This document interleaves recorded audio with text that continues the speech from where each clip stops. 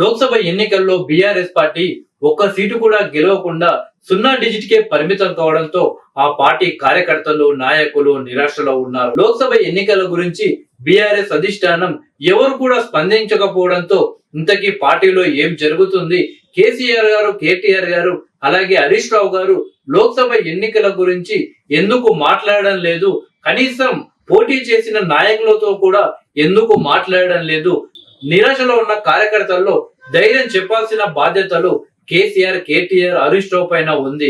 అయినా కానీ వాళ్ళు ఏం పట్టించుకోకుండా ఎందుకు స్పందించడం లేదు? పరువు పోయింది అనే బాధలో ఎన్నాళ్ళు ఉంటారు? బయటకు వచ్చి నాయకులే ఇంత బాధపడితే మరి కార్యకర్తలు ఏమైపోవాలి అని సోషల్ మీడియా వేదికగా కార్యకర్తలు కేటీఆర్, కేసీఆర్ ని ప్రశ్నిస్తున్నారు. అయితే మరికొందరు కార్యకర్తలేమో ఈ ఓటమికి పూర్తి బాధ్యతగా వహిస్తూ కేటీఆర్ గారు తన వర్కింగ్ ప్రెసిడెంట్ పదవికి రాజీనామా చేయాలి, ఆయన స్థానంలో హరీష్ రావుని బీఆర్ఎస్ పార్టీ వర్కింగ్ ప్రెసిడెంట్ గా నియమించాలి అని చాలా మంది కార్యకర్తలు సోషల్ మీడియా వేదికగా కేసీఆర్ ని కోరుతున్నారు. అయితే ఇలాంటి సందర్భంలో మంత్రి కోమటిరెడ్డి వెంకటరెడ్డి సంచలన వ్యాఖ్యలు చేశారు.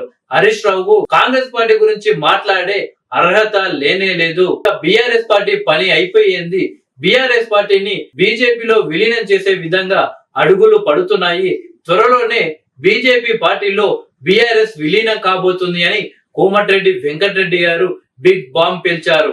ఇలాంటి సందర్భంలో కోమటిరెడ్డి వెంకటరెడ్డి గారు ఇలాంటి వ్యాఖ్యలు చేయడానికి కారణం ఏంటి? ఒకవేళ బీఆర్ఎస్ పార్టీ బలంగా ఉంటే కోమటిరెడ్డి వెంకటరెడ్డి చేసిన వ్యాఖ్యలు ఎవరు సీరియస్ గా తీసుకునేవారు కాదు. ఇప్పటికే బీఆర్ఎస్ పార్టీ తెలంగాణలో చాలా వీక్ అయిపోయింది. 2వ స్థానంలో బీఆర్ఎస్ పార్టీ ఇప్పుడు 3వ స్థానానికి పడిపోయింది. ఇప్పుడు కేవలం తెలంగాణ రాష్ట్రంలో కాంగ్రెస్ వర్సెస్ బీజేపీ అనే ఫైట్ నడుస్తుంది. ఇలా పోటీలో లేని బీఆర్ఎస్ పార్టీ గురించి కోమటిరెడ్డి వెంకటరెడ్డి ఎందుకు ఇలాంటి వ్యాఖ్యలు చేశాడు? కేవలం రాజకీయంగా బీఆర్ఎస్ ని మరింత దెబ్బ కొట్టేందుకే వ్యాఖ్యలు చేశారా, లేక నిజంగానే బీఆర్ఎస్ పార్టీని బీజేపీలో విలీనం చేసే విధంగా బీఆర్ఎస్ అధిష్టానం ఆలోచిస్తుందా అని సోషల్ మీడియాలో చర్చలు జరుగుతున్నాయి.